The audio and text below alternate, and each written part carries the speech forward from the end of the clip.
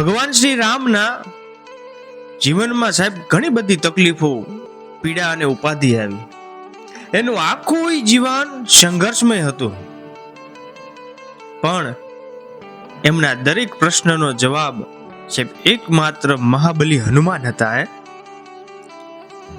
એમાં જે કાંઈ એમનામાં મુખ્ય જે કઈ તકલીફો અને પીડા આવી, અને સાહેબ એ વખતે સાહેબ ભગવાન રામ હોય એ હનુમાનને યાદ કરે અને એને દુઆઓમાં અને છંદોમાં ગાવું હોય.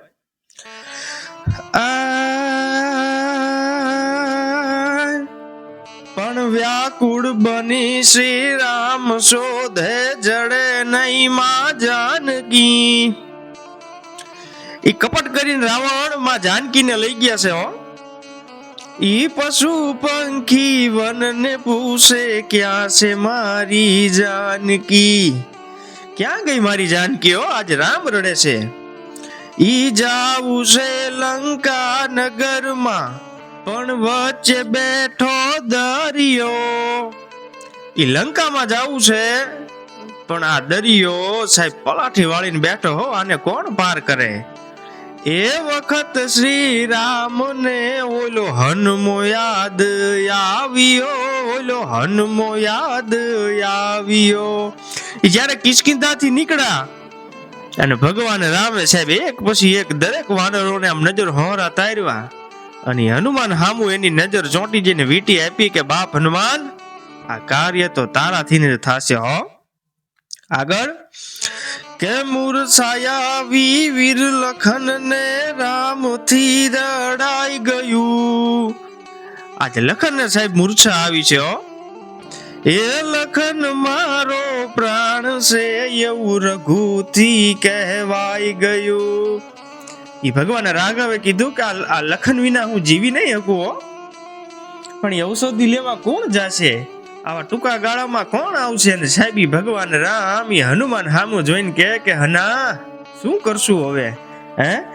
ઈ ઔષધિ લેવા જાશે કોણ? સામે ભાણ યુગીઓ. એ વખત શ્રી રામ ને ઓલો હનુમો યાદ આવ્યો, ઓલો હનુમો યાદ આવ્યો. સાહેબ ઔષધિની તો ક્યાં વાત કરીએ, એ પહાડના મૂળિયા ઉખાડીને લેતો આવે. હો અને એથી આગળ કે પાતાળે બાંધાશે રામ બલી એની ચડાવશે. હે યહી રાવણ નો ત્યાં છે ડંકો, કોણ એને મારશે? યહી રાવણે કહી દીધું ગો તમે તમારે જેને યાદ કરવા એને કરી લો, હવે તમારી બલી ચડાવવાની છે.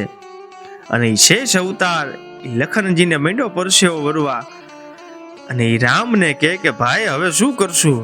અને તેદી સાહેબ અખિલ બ્રહ્માંડ નો માલિક ઈ ભગવાન રામ સાહેબ હનુમાનને યાદ કરે ને સામે હનુમાન દેખાયો કે રઘુકુળ સંકટમાં છે, કોણ એને બચાવ્યો?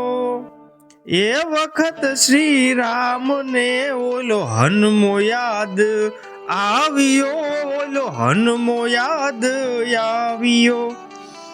અને અંતમાં છેલ્લે ઈ કવિ જયદેવસિંહ કહે છે કે ધર્મ તોડી ધર્મ જોડી રામ રાજ્ય સ્થાપ્યું, મેળવી ભૂમિ જરા મેં નગર વિભીષણ સોંપ્યું. ઈ રાવણનો અંત કરી અને રામે અહીંયા રામ રાજ્યની લંકા નગરમાં સ્થાપના કરી. ઈ માં જાનકીને મેળવી, ઈ આખું નગર સાહેબ વિભીષણને સોંપ્યું. અને આગળ કે ભરત લેશે અગ્નિદાહ, કોણ એને યુગાર્યો? અને આ બાજુ અયોધ્યામાં ઈ ભરતે પ્રતિજ્ઞા લીધી કે જો આજ સૂર્ય અસ્ત થાય અને એની પહેલા જો ભગવાન રામના કે વાવડ ન મળે તો હું અગ્નિદાહ લઈશ. અને આ પ્રતિજ્ઞા સાંભળીને આ બાજુ સાહેબી રામને પીડા ઉપડ્યો. અને જેની ગતિ પવન કરતા પણ તેજ હોય એટલી ગતિથી જો જાવી તો ઈ ભરતને સમાચાર કોક આપે તો ભરત બચે. અને આ કાર્ય કોણ કરશે? ને સાહેબ હનુમાન સામું નજર કરી. હો એ વખત શ્રી રામ ને ઓલો હનુમો યાદ આવ્યો ઓલો હનુમો યાદ આવ્યો. જય શ્રી રામ, જય હનુમાન.